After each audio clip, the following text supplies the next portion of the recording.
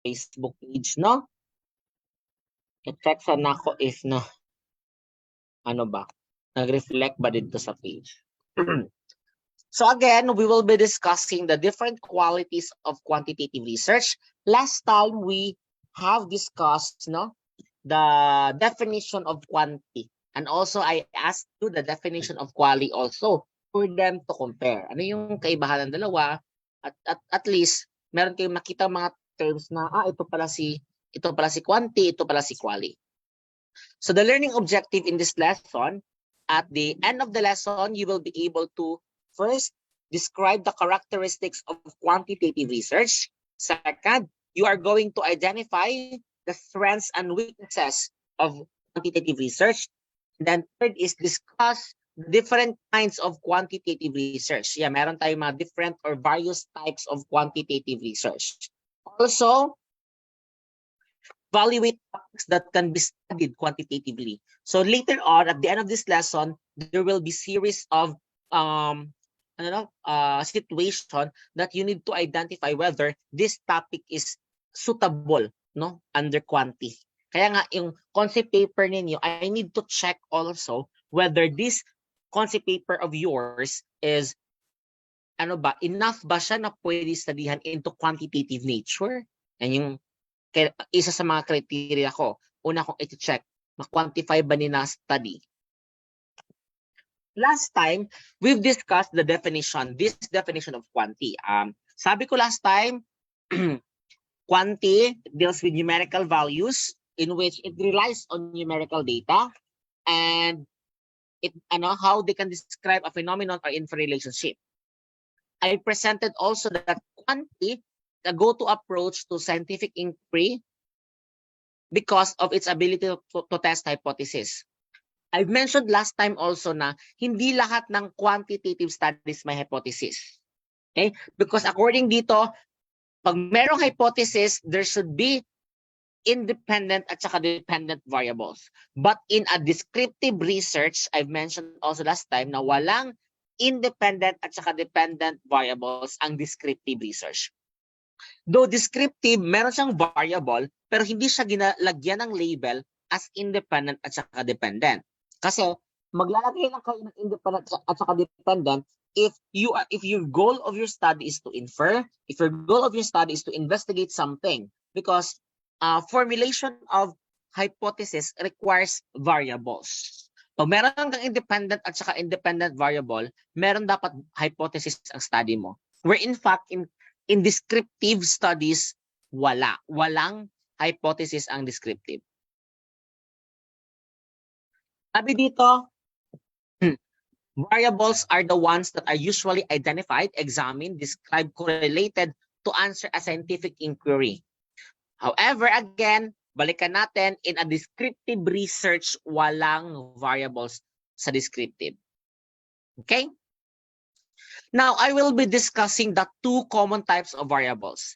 Later ko na i-discuss yung other form of variables. Meron pa tayong tinatawag na moderating variable and mediating variable. Again, meron tayong tinatawag na moderating variable at saka mediating variable. So let's discuss this one, the common in quantity. Independent variable at saka dependent. Sabi dito, independent variable based on the presentation here, sabi niya na variable that is manipulated, specifically in experiments. Meanwhile, dependent variable depends on the independent variable. Yan yung rule ng dependent. No? Nag-depende lang siya sa independent. Take note that independent variables do not depend on other variable. Again, independent, from the word itself, independent, no? Do not depend on another variable. Sometimes they are called as controlled inputs. Okay? Sometimes lang, hindi man siya all, hindi siya all. We also have independent variable as sa regression na predictor variable. Okay? Independent variable is also called as predictor variable. Ano ibig sabihin ng predictor variable? Okay? From the word itself, predict, no? It is the determinant of the value of the dependent variable. No? Whether there is a rate of change sa inyong dependent variable or meron bang or walang changes sa mangyayari. Predictor variable, independent variable. We also have here dependent variable. Sabi dito again, depends. Nagdepende lang siya sa independent variable. And take note, dependent variable depends solely on another variable. From yan ganun yung role niya, dependent, no? Pero saan usually? Saan siya usually nag-dependent? Sa independent. Okay? Usually, dependent variable is dependent to the independent variable. Take note of this one. The value of the dependent variable will only change if the independent variable changes. Again, the dependent variable, the value of the dependent variable will only change if there is changes also sa ating independent variable. Di ba? Yan yung role niya, di ba? Dependent siya sa independent. Anong sinabi ko kanina about independent? Independent variable is called as predictor. Di ba? Independent variable is called as predictor. So anong tawag ni dependent? Predictor si independent, si dependent ang tawag niya is predicted variable. Okay? Another term for independent, predictor or regressors. Yan yung another term nila. Again, predictor or regressors. Depende sa study yan siya. Depende sa study. Okay? And ang tawag ni dependent is predicted. Okay? Predicted. Let me give you an example to that. Example we have here is so example niya. Okay.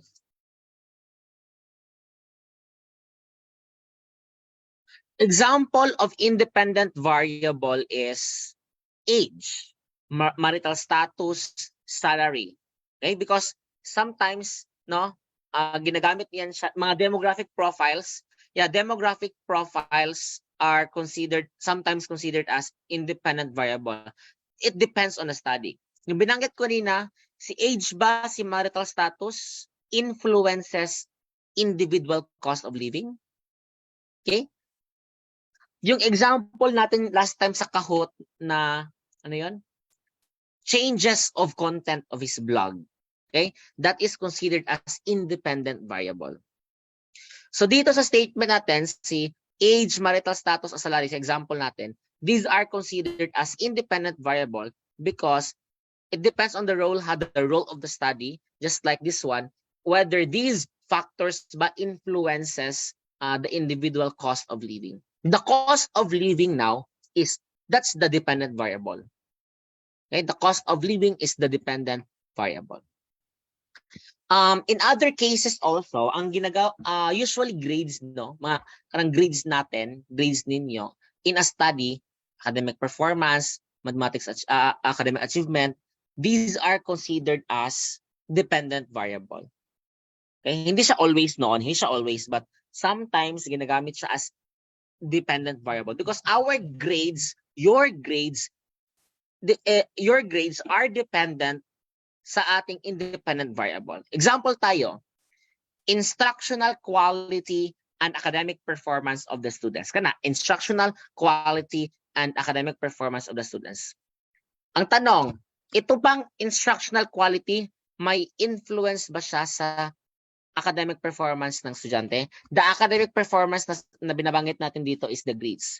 Nakaka-apekto ba na meron bang influence itong instructional quality sa ating sa academic performance ng estudyante? This academic performance solely depend on the instructional quality. Kung maganda ang instructional quality ni teacher, maganda rin ba ang grado?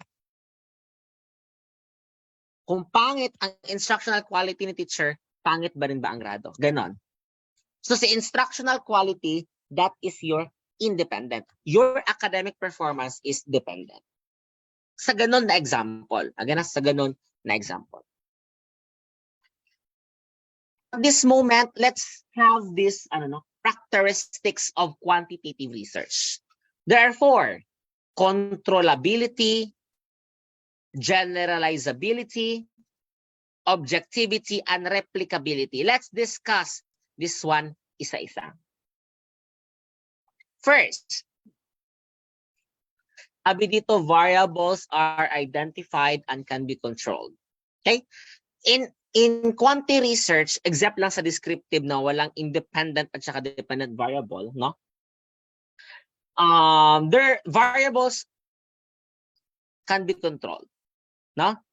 A control variable, when we say control variable, wait, nawala. When we say control variable, allows you to isolate, no? Mura siya kanang, from the word itself, control. Okay, walang changes na mangyayari. Isolation, no? In an experiment, ito yung control group mo. Ito lang siya. Walang changes, walang treatment, walang intervention. And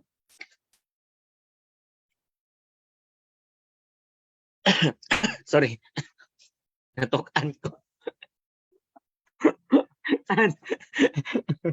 Okay. A control variable, again, it is the one, no, that allows you to isolate the selection, no, specifically in the conduct of experiment.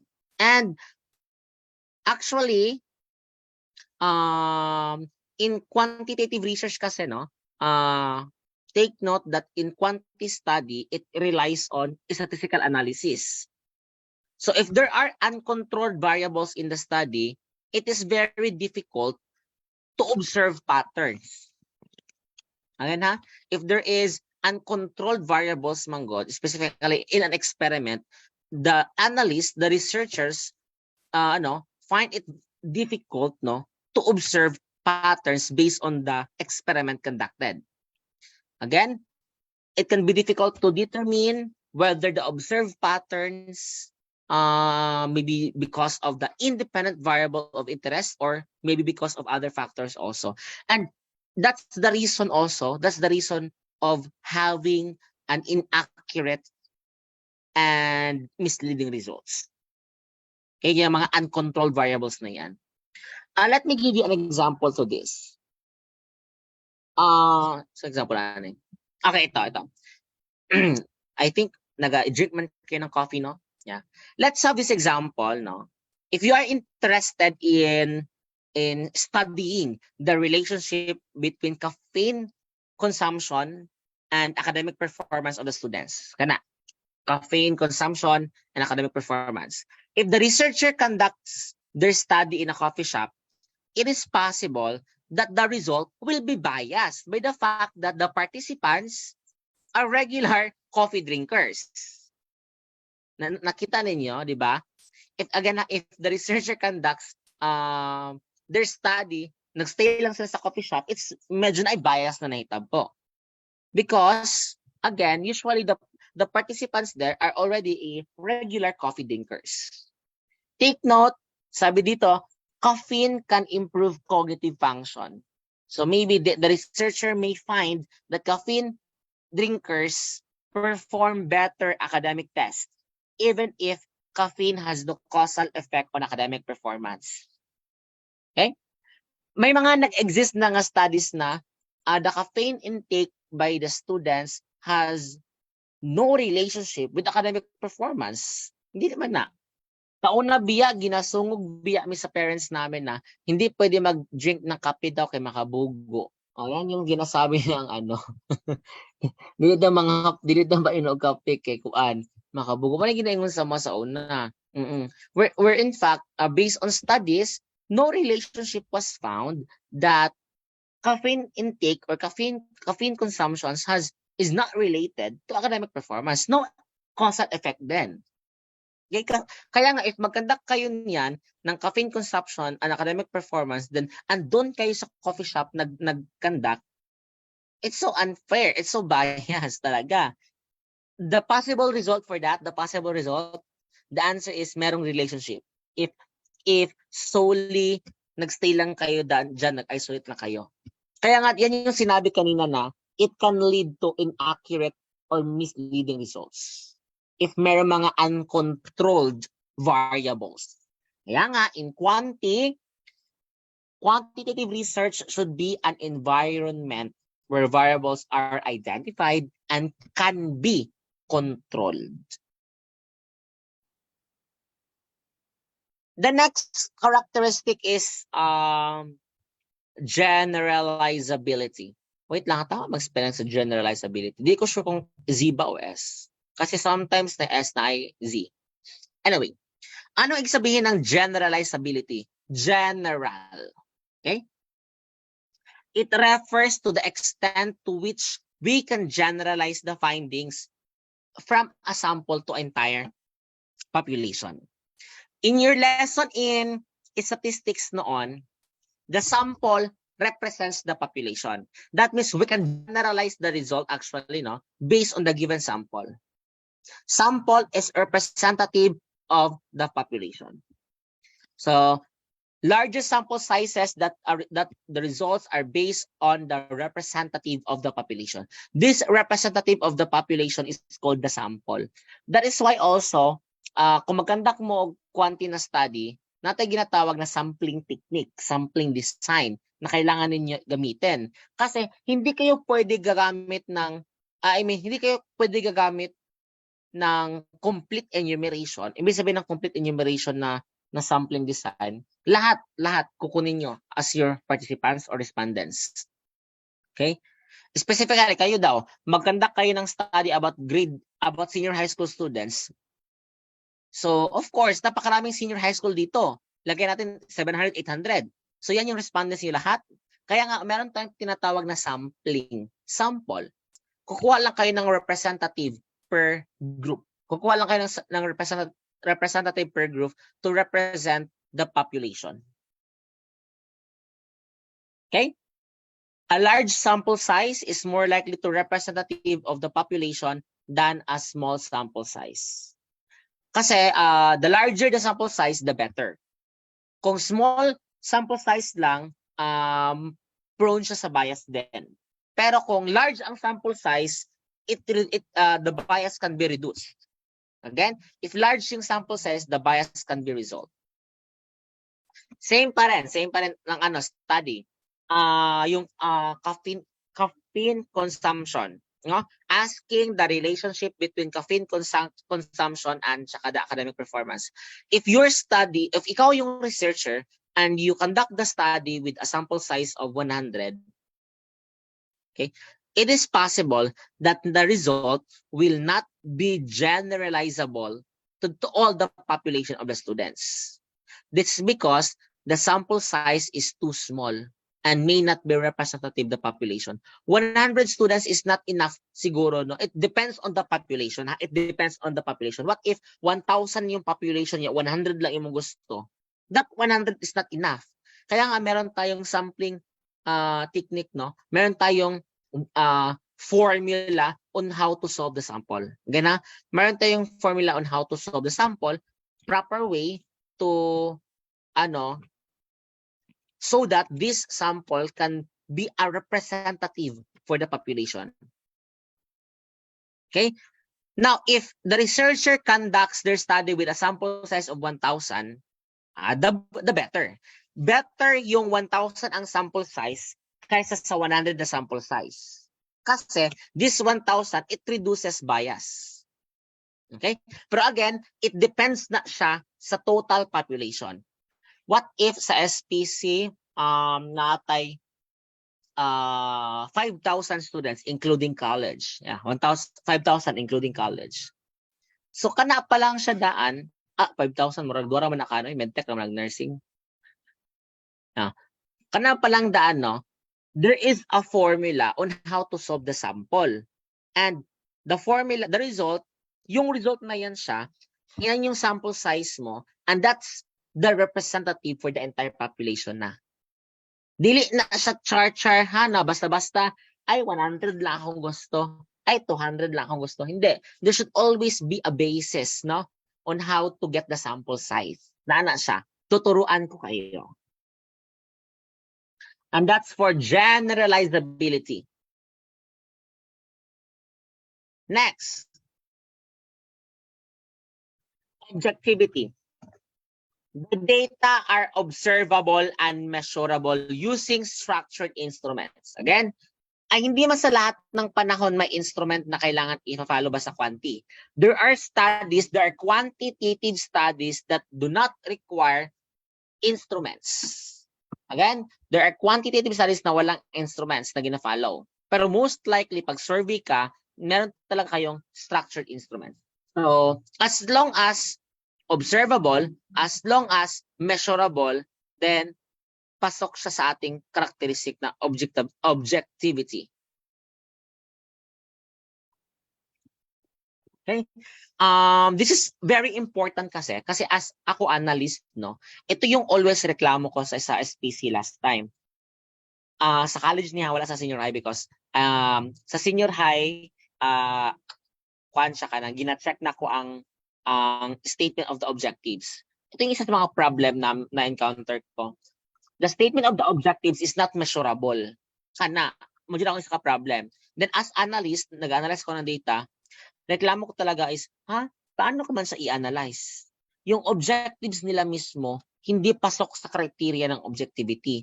Na-shock din ako kasi na-approve ng panel, ng ganun. Pero wala akong choice kasi I will be following what is being stated there. Yan yung problem ko last time. Kaya nga ako, as their analyst, nagbigay ako ng suggestion. Okay? Pwede nyo i-ask, mag-file kayo ng amendment for this, i-change yung SOP na ganito, because your statement of the problem is not measurable.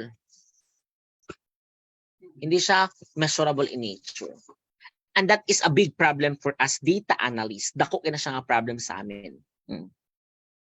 Kasi, in constructing statement of the problem, ito talaga yung isa ka criteria. You need to make sure na there is as appropriate statistical tool to analyze that question. Kaya nga, during your proposal defense, you need to consult your data analyst if tama ba ang construction ng SOP ninyo. Yan. Next, replicability. Okay? The research study should be replicable by other teams of researchers that will eventually come up with these similar outcomes. Okay? The research study should be designed in a way that it can be conducted again, but in a form of different setting, different subjects or participants to produce similar findings. This is important also because it allows the researchers to verify the result of the study, the findings of the study. That is why also it's very difficult to conduct a quantitative study na limited ang existing literatures. Again, yan. Mahirap masyado mag-conduct ng study ng quantity na limited lang yung existing literatures. Kasi mas okay yung maraming mga existing literatures because that will help you support your data. That will help you support also the result of your study. Kaya nga meron tayong tinatawag na replicability. So na-conduct mo, once ma-publish, then other students also, other researchers will look into your paper and pwede din sila mag-conduct na similar with your study. Okay? Similar lang. Dili the same similar lang. To make sure, to verify also whether your result or your outcome of your study is consistent. Meron bang consistency. Next.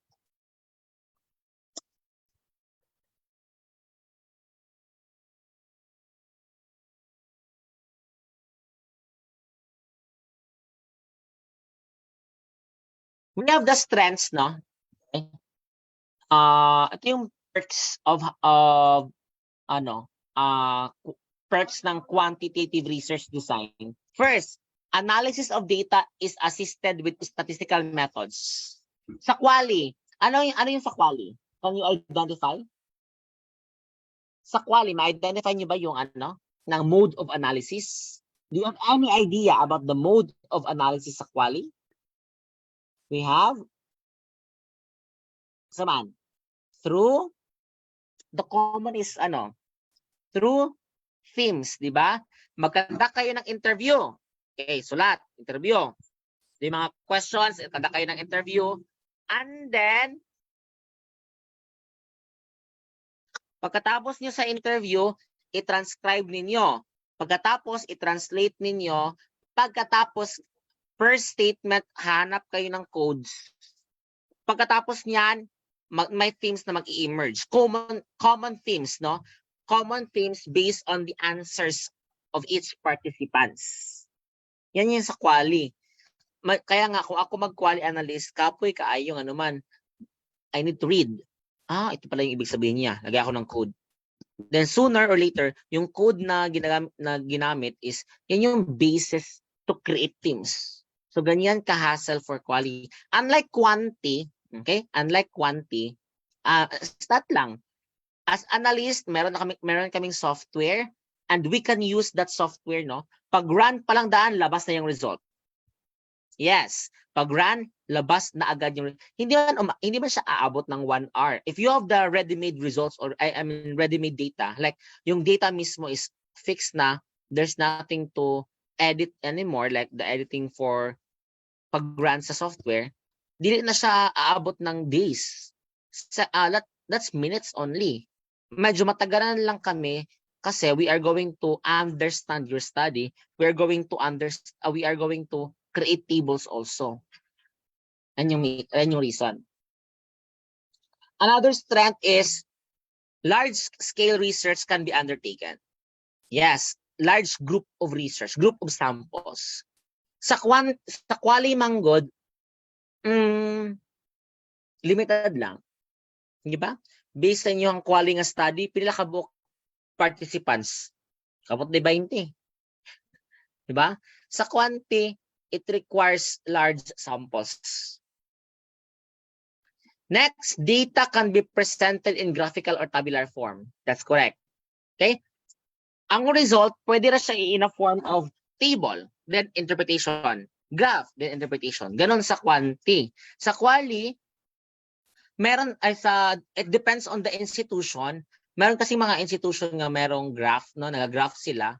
Pero, hindi pala graph, mali yung term. Diagram.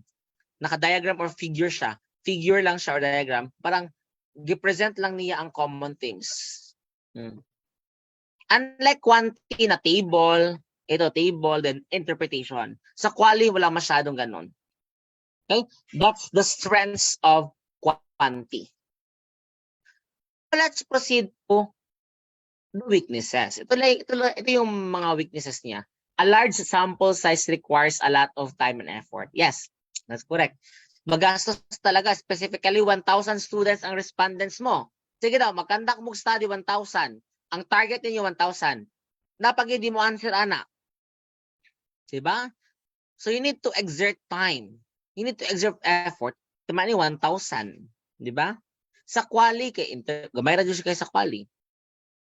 Ito, a statistical analysis of data requires an expert to perform. Kamo, senior high school, dili pa mo pwede mo perform sa data because you don't have any qualifications yet. To analyze, to run, no? To run your data, to perform analysis. Pero kung mag-college na mo or mag-grad school na mo, tudluaman mo ana, then pwede na kayo na mag-run. Kaya nga, meron tayong tinatawag na data analyst sa research, which is sa SPC, ako yung isa sa mga data analyst, no? Si Sir Ariel, ang other data analyst. Then si Sir Renjan din yung another data analyst. Tatlo kami. Si Sir Ilwin pala. Ilwin Gasca is another data analyst. So, 4 kaming data analyst. No? Next, quantifying and reducing observations to numerical values make it too simplistic. Yan. Ang problema kasi sa quali, sa quanti, there's no deepening, no? There's no deepening. Yan yung nakasad lang. Kaya nga, one way siguro, hindi talaga siya mag-go deeper talaga siya, unlike quali. Ang ginagawa ng mga mentor is, sa scaling gani, umabot sila ng 7 Likert. Okay? Kasi sa 7 Likert na scale, 7, maraming choices in which the respondents can clearly point out his answer based sa 7. Kasi pag dalawa lang yes or no, unya di siya sure.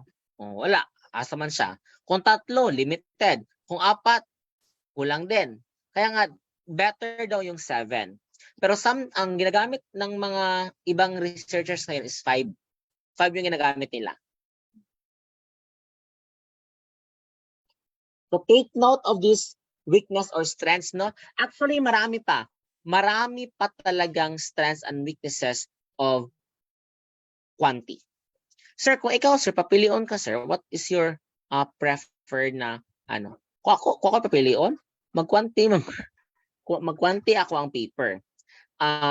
Based on experience, kasi my college researchers sa duwaman to kabuk mungod sa una, sa isang subject at saka sa aming paper, sa aming course talaga, dalawa, quali kami. Nag-quali kami actually. Then, doon ko na-realize na, yeah, 3 lang kami sa isang grupo ha. Yes, we are 3 sa isang grupo. Dito ko na-realize na, nakapuya man, nag-transcapuya, sulat, oy.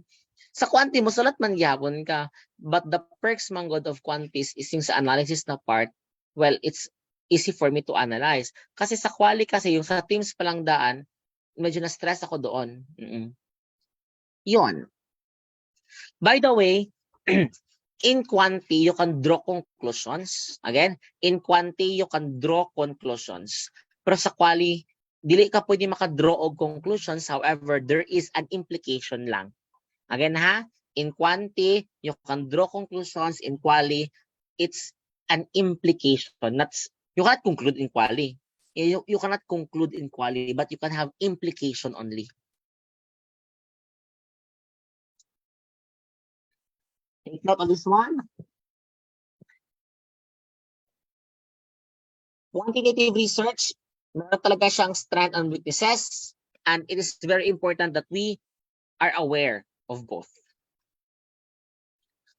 Ito yung dilemma ng friend ko ngayon kasi she will be having her thesis writing in her master's degree. She's always keep on asking me, mauna siya mag-quanti. Then ako I am pro quanti because I can help her. Siya, quali siya, I can't help her kay kapay kay transcribe. So ako pag quanti na lang. Unya dili man daw siya how to quanti. Anak ko na I can help you. Siya ha kay how siya og quali. Actually, naga-quali na po siya sa research. Pero ako siyang giingnan na why not venture into other study na quanti. At least maka-experience kag quanti na study. So karon nag-quanti siya karon. Ako siyang ginapugos nga mag-quanti. Kay kung quali kay how naman siya nag-quali so mag-quanti na siya. Anyways, there are different types of quantitative research. Experimental and non-experimental. Dalawa lang yan sila. Experimental at saka non-experimental. Under experimental, ito yung tinatawag na true experimental research. Ay, meron palang fake, sir. Dili mo siguro matawag na fake. Yeah, meron tayong tinatawag na true experimental research. Sa non-experimental, we have descriptive, comparative, correlational, and quasi-experimental. Itong si true experimental at saka si quasi, parehas lang yan sila. Again, experimental and true ay quasi at saka true experimental, parehas lang din sila og nature. Except sa isa. Mayroon lang yan silang isang difference. Note, the experiment and non-experiment types of quantity research depend on the topic and the nature of the problem being investigated. Kaya nga, when you are going to write your concept papers later, you need to think, anong type of quantitative research ito? Yan yung tanong. Okay, yung pwedeng gawin dito. Ano yung type ng quant namin? Ano ba yung nature ng problem na kailangan namin investigate? You need to address that one para tama yung research design ninyo. Now, let's discuss two experimental research. Sabi dito, primary objective of true experimental is to identify cause and effect relationship between variables. Take note, where samples are randomized. Again, take note ha. In true experimental research, it is just identifying cause and effect relationship between variables where the samples are randomized. Naka-random yung sample natin. Okay? Example we have here, to find out sunlight affects growth of plants, we have three setups. Setup A is to grow a seed that will receive ample amount of sunlight. Set B is a seed that will be placed where the sunlight is limited. And set C is the seed that will be placed completely in the dark. So all of them will be planted in the same type of soil and will be given equal amounts of water, and the results will be recorded after days of observation. This is an example of true experimental research. Okay? In choosing the sample dito, naka-random talaga siya. Sir, saan pag-random, ana-ana, sir? Well, you can have siguro use randomizer like wheel of names, pwede kayo gamit niyan. Or kung duha lang ka buok ang inyong treatments or kailangan i-observe, you can have flipping of coins. That's one way. Okay? Take note, true experimental, ang samples kay naka-randomize. Random. Si quasi, same lang, pero naka-assigned ang sample. Again, sa true experimental, it's identify the cause and effect relationship, the causal relationship, pero si quasi, ang sample naka-assigned. Si true experimental, ang sample naka-random. Yan lang yung kaibahan ng dalawa. Ang kaibahan ng dalawa ng quasi at saka ng true, the matter of the giving of samples. Naka-random ba or wala? Ganun lang yung kaibahan. Again, sa true, naka-random ang samples. Sa quasi, wala. Naka-assigned lang ang sample. Sir, what do you mean by assigned? Ito na. Okay, si researcher ang mag-decide kung sino yung respondents na, sino yung control group niya, sino yung experimental group niya. Ganun. Again sa assigned samples, the researchers will determine already sino yung control group at saka sino yung experimental group. Yan. Example. You wish to know the effect of height on milk brand preference. So kanina siya gi-compare niya ang true ug ang quasi. In true experiments would have to randomly assign respondents to groups where they would be subjected to tests in order to know which brand they prefer. Because height is an innate characteristics of person, respondents cannot be randomly assigned to groups. Okay? Instead, group respondents are assigned groups based on their heights. Again in true experiments, galing yung buhaton. Pwede na siya naka-random, based lang sa test, preference ng mga respondents niya pag true experiment. Okay? Ano yung preferred brand nila? Yan, that's naka-random. Pero sa quasi, since height is an innate characteristic na, of course, you cannot group them randomly. Pwede naman siya i-grupo mo. Ano yung mga putot? Ano yung mga putot? Dili na sila. Ano yung mga tama-tama? Dili na sila. Mga taas, dili na sila. Di ba naka-assigned siya? Okay? And you can ask these, no? You can ask these groups, no, kung ano yung preferred brand nila. Ganon ang quasi, naka-groupings na naka-assign. Say true, walang assignment of samples. Quasi-experimental is under non-experimental. Okay na? Quasi is under non-experimental. Though na kasi pangalan na yung word na experimental, but we have this word term na quasi. Mura siya gihimong murarag experimental. Next, ito yung common. Script research, nasabi ko na to. So this is a non-experimental research design that focuses on the description of factors, variables, phenomena that occur in nature. Describing only. Walang inferring mangyari dito. Walang testing of relationship, walang comparing dito. It's just pure describing lang jud siya. Okay? Pure description. From the word itself, descriptive. Describing. Example, ito. Identify the factors that contribute the spoilage of food. A survey is conducted to know about the food spoilage. You can use descriptive statistics for this. Okay? Usually, class, take note of this one.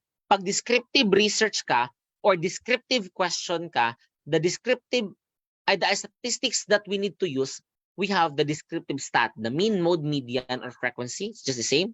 Kada sila ang gamiton. Again, pag descriptive research, usually ang ginagamit na statistical tool kay descriptive stat. Or pag descriptive yung research question, the appropriate statistical tool is descriptive stat. So for this example about the factors contributing to the spoilage of food, conduct a survey like asking lang, no, the frequency for the temperature as the factor is the highest. This means that temperature contributes to food spoilage the most. Example lang sa results sa study. Okay? Maybe, according to the respondents, pag-conduct nilang survey, due to temperature, muna isa ka-reason nga nung dahad na spoil ang food. Okay? Specifically, pag bugnaw ang pagkaon. Ay, pag bugnaw ang pagkaon, na may lami good. So, mo to, girate sa mga respondents na, okay, yan. O, di ba? Describing lang siya. Okay, pure description. Okay, take note. Non-experimental research design focuses on the description of factors, variables, or phenomena that occur in nature. Next, we have comparative research, also called as causal comparative research. Okay, causal comparative. The main objective is to compare variable. From the word itself, comparative, compare, di ba? May root word siya na compare, no? The main objective of this type of research study is to compare two variables in order to identify whether there exists a causative relationship between them. Okay? Causative, take note, causative relationship. That's comparative research. This kind of research usually involves of two or more groups and one independent variable. Example ng mga comparative studies kay a comparative analysis on the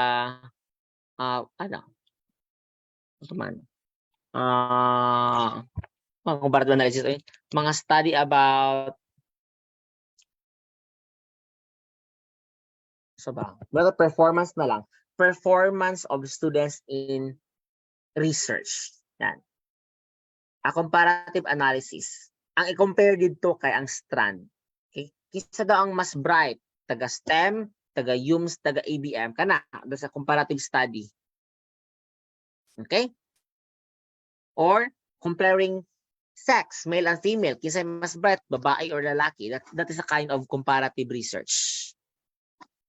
Okay? Or kisa daw mas bright, ang nasa public school or private school, that's comparative research. Here another example, no? You want to know if attendance to school summer program is the cause of students' increase in class participation. Ano yung gusto malaman? Kanibang ang iyang active participation in the school program, mo ba di ang pag-cause of sudden increase sa iyang participation sa klase. So you have two groups enrolled in a summer program and those who did not. Again ha, ang respondents nimo mo ning mga grupo nga ni-attend og summer class, mao ni ang grupo nga wala ni-attend. Karon imuhang i-compare ilang participation. Kana.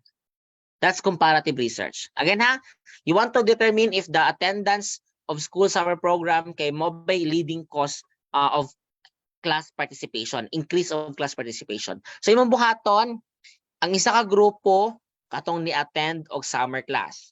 Ang isa ka grupo tong wala ni-attend. And that is comparative. Comparing their participation leads to comparative research. Okay? Comparing. The last one is correlational. The last one is correlational. Ito, meron siyang word na compare, no?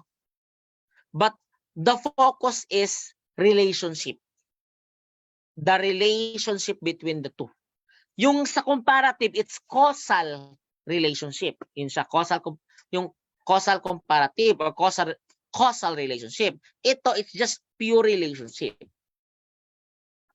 Relating one another. Yan yung correlational. If mag-increase ba yung isa, mag-increase ba ang isa? Mag-decrease ang isa, mag-decrease ba ang isa? Or if mag-increase yung isa, mag-decrease ang isa, kagrupo. Yung correlational, need to make sure variables only. Dalawang variables lang. Sa comparative, 2 or more groups. Again ha, sa comparative 2 or more groups. Sa correlational class, ano lang? Anong tawag dyan? 2. 2 groups only. Sorry, not 2 groups, 2 variables. 2 variables. Example, to test naabay relationship ang inyong grado sa math o sa English kana. Gana? Nabay relationship inyong grado sa math o ang grado sa English.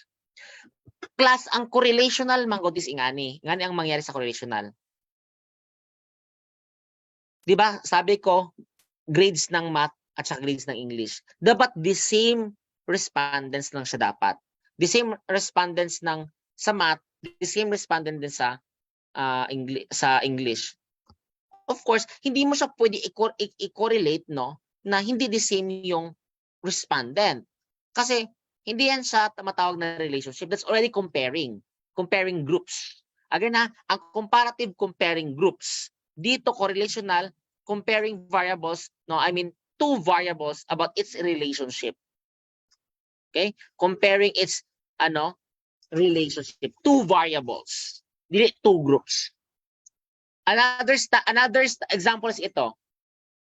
Naabay relationship ang imuhang naabay relationship ang imuhang sigig absent o imong grado. Of course, naabay relationship. That means kung daghan kag absent, gamay kag grado. Kung wala kay absent, dako ka grado. That's already correlational. That's relationship. Okay? Another study is ito. Kung sa sige nimo practice, kung wait lang ha.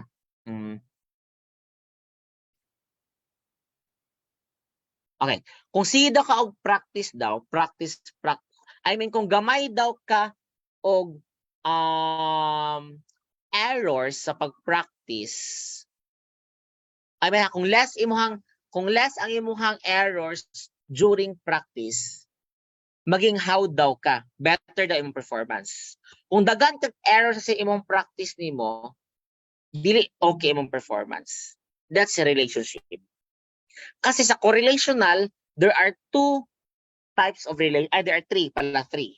The no correlation, the direct relationship, at saka the inverse or the indirect relationship. Yan yung tatlo sa correlational. Again, si correlational, isang grupo lang ng respondents. Meron ang kailangan i-correlate. Si comparative, 2 or more groups. Yan. Okay. Ito, example dito sa slide is, you want to know if naabay relationship kung taas daw ka og tulog sa productivity sa estudyante. kung pangutanon, kasi ating mga ano dito, matagal nagatulog. Kasi yung mga less hours, nag-sleep mga 3 to 4 hours daw, ganon. Kaya according dito sa example daw, kung less lang daw mong tulog, di daw ka productive. I mean, your productivity is also less. Kung taas daw ka og tulog daw, taas po daw ka og productivity in your work as a student. Do you believe with that? Kasi man to mga mga night person, I think mo disagree sila. Kamong mga nagatulog o mga kulang sa sleep, mga sleep deprived people, do you believe with that? Asa naman ang mga sleep deprived ako ng mga estudyante? Baliktad, sir. Ay, baliktad inyo ha. Kung gamay magtulog, productive mo. Kung taas magtulog, dili productive. Tama ba? Lahat po din yung situation, no? It could be. May mga tao nga nga the lesser the slap the lesser the sleep they get, no? The more productive they are. Di ba? Kuya Opod, sure mo? The lesser the sleep, the more productive you are? Or kung baliktaron, the longer the sleep they took or they take, the less productivity they have. Ay, amazing. Kuya, baliktad siya. That's inverse na relationship, ha? That's kind of inverse. Mataas ang isa decrease. Ang isa decreasing, ang isa increasing. That's inverse. Ang direct, itong sinabi ko kanina, no? The length of sleep, kung taas imong tulog kay more productive daw ka. Kung gamay daw kag tulog, less productive daw ka. That's direct relationship. So data on length of sleep is based on the bedtime and waking up time of the students. Data on productivity is based on the number of activities being finished every day. Data analysis show that the closer the length of sleep to 8 hours, the higher the number of activities done. Ay, baliktad mo nga Gwyneth. According to the study daw kay, the closer the length of sleep to 8 hours daw, the higher the number of activities done. Ay, ako gani pag masobra ang tulog, katulugon gihapon ko, gigapoy ko. May pagdala ako matulog. Kaya mas productive pa. Ganon.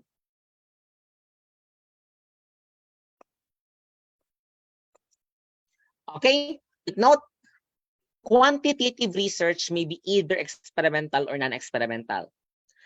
I would like to encourage everyone, no, maybe we can have non-experimental, no?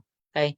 Kung mag-experimental mo sa SPC, maabdan mo siyam-siyam, di na lang mo graduate na lang mo og senior kayo, laban mo na human. Barahon mo sa ethics usually. Lisod po ang experimental sa SPC kay specifically involving human as respondents, no, sa experimental. Ma-full board yun na siya. Okay, you can have this one na lang. Take note of this one. The word effect is indicative that the research study aims to understand cause and effect relationship. It is attributed to comparative, experimental, or quasi. Again, pag makita mo effect ganing nga word sa study, effect, it's either comparative, experimental, or quasi. Yan yung mode of research, a type of research nila. The word relationship or correlation is a clue, no? Either comparative or correlational. Bakit comparative? Because we have this causal relationship. Okay? Causal relationship. Let's summarize everything based on what we have discussed today. Quantitative research deals with numerical values and how they can describe a phenomenon. There are 4 characteristics of quantitative research.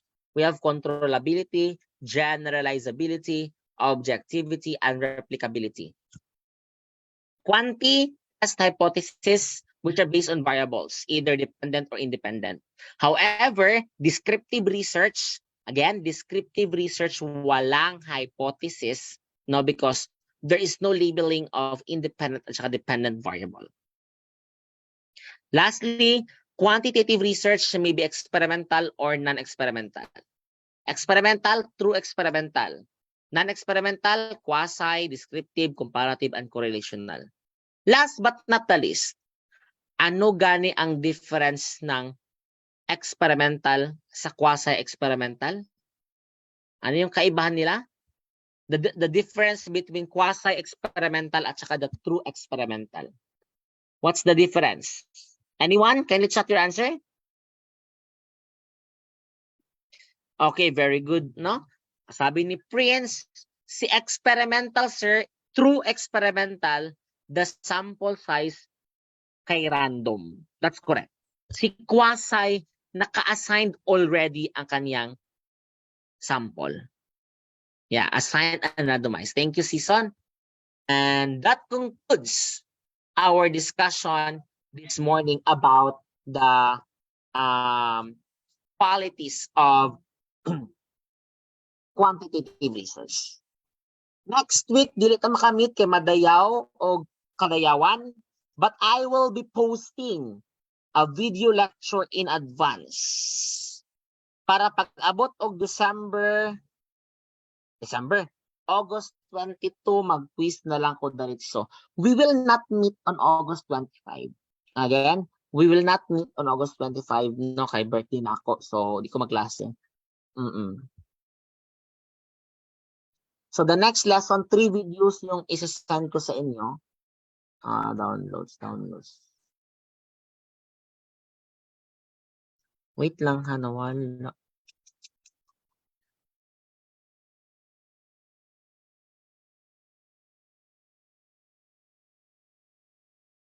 Three videos, we have the types of quantity at saka the variables of quantitative research.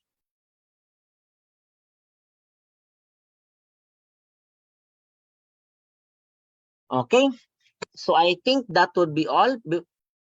Questions, clarifications, PowerPoint will be posted later, no? After my class.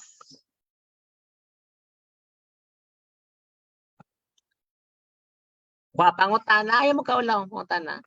The video lecture is, you can take down notes, no? Wait lang. Ay, next na to na face-to-face class kay kuan pa 22. Mag-quiz na kuan na pagka 22. Kapag 25 dili man ta mag-meet.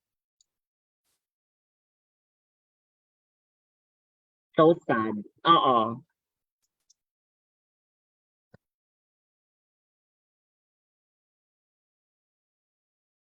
Ano ang type of research? Kaon daw ta. Wala ka ulit, ano? If ang indicator kay the level. Sa title na siya, Prince. Okay. Depende man po good dyan sa objectives, Prince, no? Again, mag-matter siya sa objective, ha? Mag-matter siya sa objective sa study ninyo. Pero kung sa objective sa study kay about lang sa level lang, Prince, that's descriptive. Descriptive na siya. Ang coverage ng quiz kay itong klase natin, then yung videos na ipopost ko. Yun lang yung coverage ng quiz. Pila ka items, dili ko sure kung pila ka items ang quiz, pero na-essay ata ang quiz. Ha? Yan, na-essay ang quiz.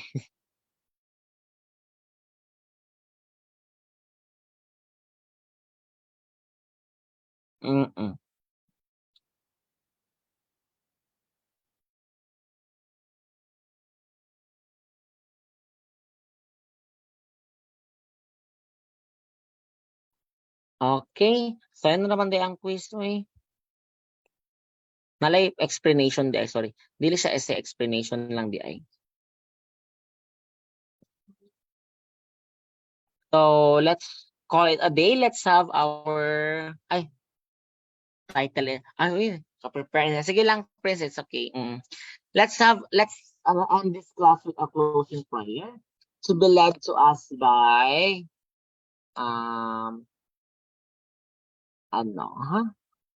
Zarina Yako. Yako, lead us in the prayer.